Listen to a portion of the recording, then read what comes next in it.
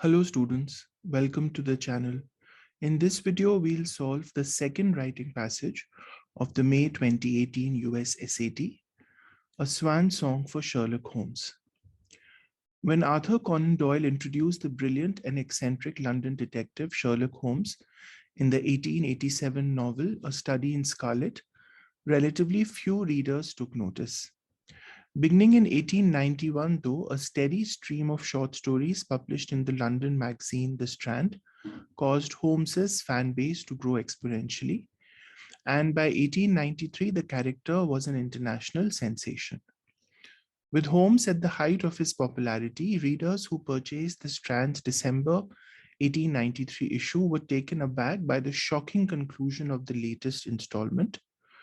Holmes, having plunged from a waterfall in Switzerland while fighting his enemy Moriarty, was dead. Okay, so I have to determine the punctuation. Now here the main sentence is Holmes was dead. And this part, having plunged from a waterfall in Switzerland while fighting his enemy Moriarty, this entire part is additional information, right? So when you have additional information in a sentence, you place it between a pair of commas or a pair of dashes. So these two commas here are correct. So the way it's written is fine. I can't have a comma after plunged because then having plunged would become the additional information and this entire part would be left hanging. The from a waterfall in Switzerland while fighting Moriarty part. So it can't be B.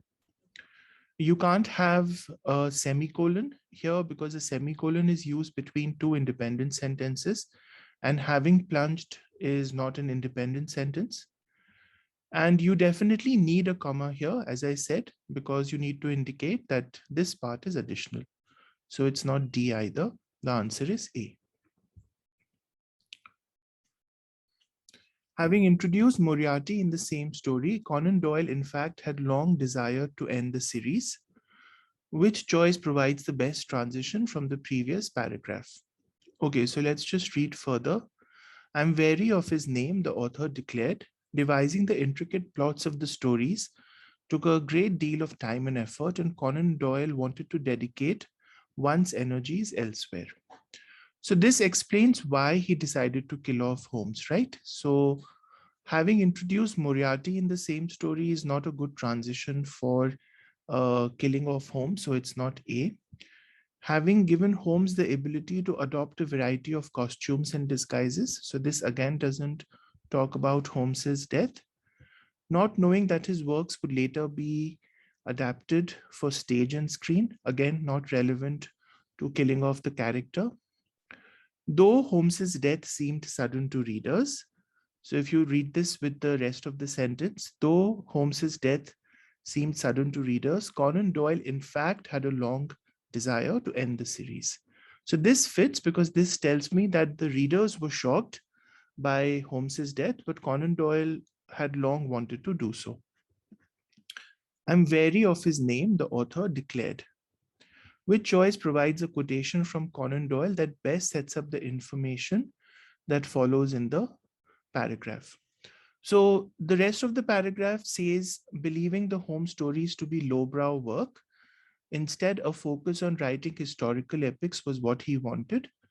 Lucrative publishing contracts had made it difficult to walk away from the series, but by 1893, the author had made up his mind. So this tells us that Conan Doyle thought of Sherlock Holmes as a lowbrow work, and he wanted to move to something which was higher brow, which was more respected in publishing circles.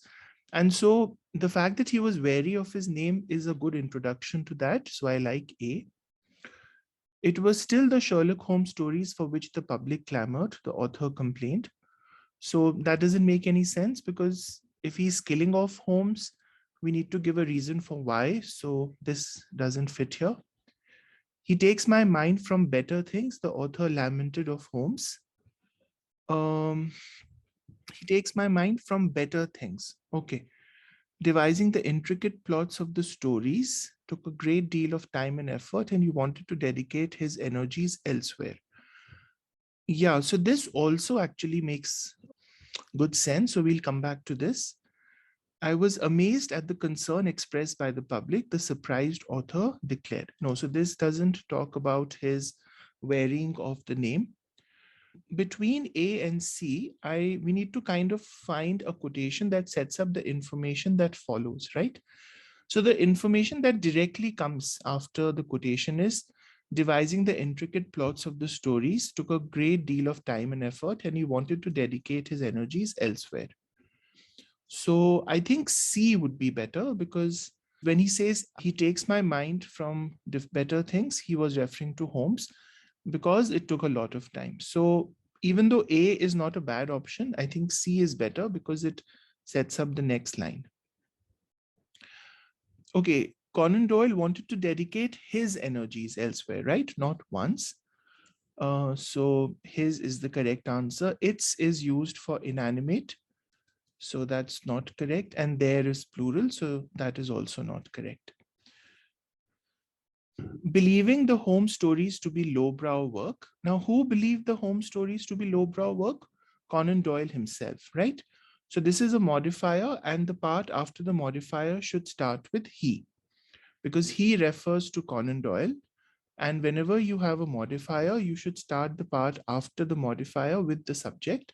He wanted to focus on writing historical epics instead, right? Not focusing on, not writing, none of those. By 1893, the author had made up his mind. If I had not killed him, he would certainly have killed me, Conan Doyle remarked ominously. Young readers were specially saddened at the loss of their hero. Which choice best introduces the topic of this paragraph? Making headlines around the world, the death of such a beloved character spurred a public outcry. The author received an abundance of angry letters petitioning for Holmes's return, and they were not enough to make him change his mind. Okay, so we have to introduce the fact that the fans did not take this news well.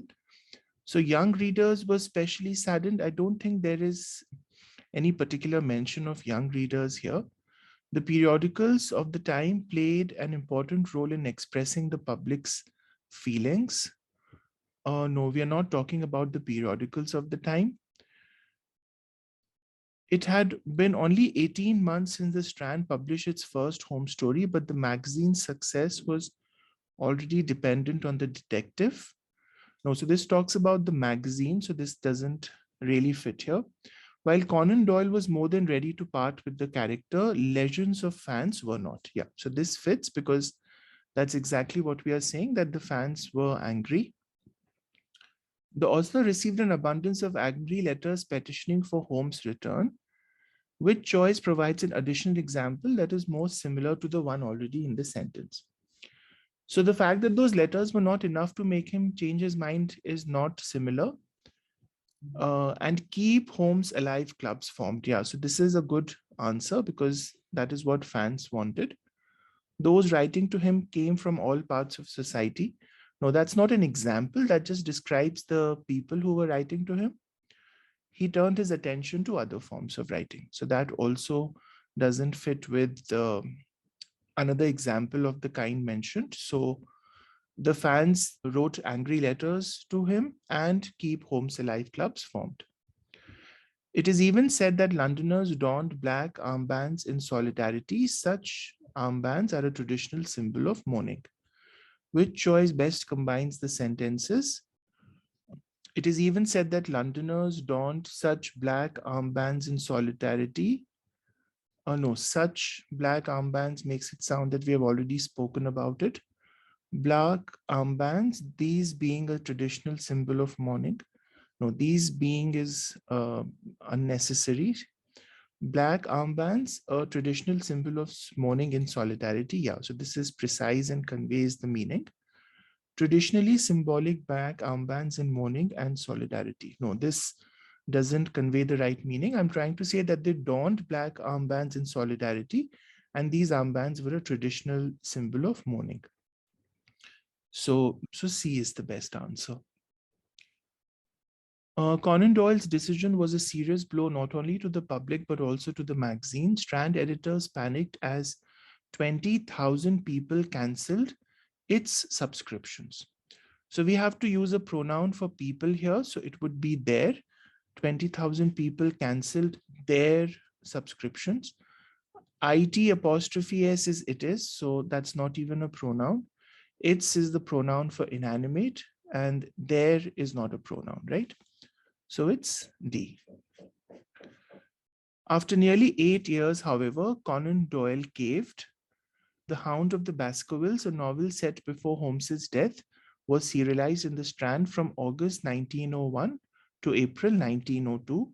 Soon after, exorbitant sums offered by the magazine convinced Conan Doyle to reverse Holmes's death sentence and continue the series indefinitely. Okay, so he did decide to come back. So which choice best maintains the tone of the passage? I think caved is very, very strong, right? For example, the CEO resigned. He caved because the corruption charges against him made it impossible for him to continue. So it's used in a stronger context. So I don't really like caved, but let's just look at the other options. A sold out is not a good usage in a formal passage. You don't want to say sold out when you're talking about a writer in a formal text. So it's not B. Loosened up against informal. Relented is a good answer, and relented is better than caved because, as I said, caved is slightly too negative. So D is better. In The Adventures of the Empty House, he wrote that Holmes had actually faked his death and spent several years traveling. The explanation may be thin, but we don't care a pin, proclaimed P.G. Wodehouse in a comic poem hailing the detective's return. Readers were thrilled to have Holmes back, though Conan Doyle would always harbor ambivalence about the series. But it is the large body of Holmes' stories and countless adaptations for stage and screen that have been responsible for the author's lasting legacy. Okay, so I don't need but here because I already have though. So this is wrong. I can't have a semicolon because a semicolon connects two independent sentences. So this is fine, comma after series because that conveys the dependent clause that starts with though. And while is not needed because I already have though. So C. Okay, let's grade this starting from 12. Yeah. A, D, C, B, D, A,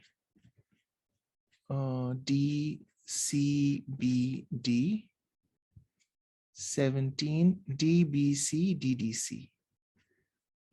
D, B, C, D, D, C. Okay, we got all correct.